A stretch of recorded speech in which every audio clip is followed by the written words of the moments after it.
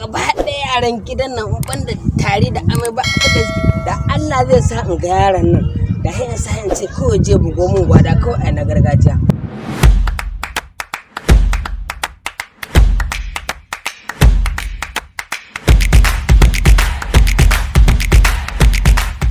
Nan ne gidan namu. Dan ne gidan naku. Dama kai nake nema. Sannu ko? Yawa ba namu. Dama aboki namu ne ya ce mana mu zo gidan ku.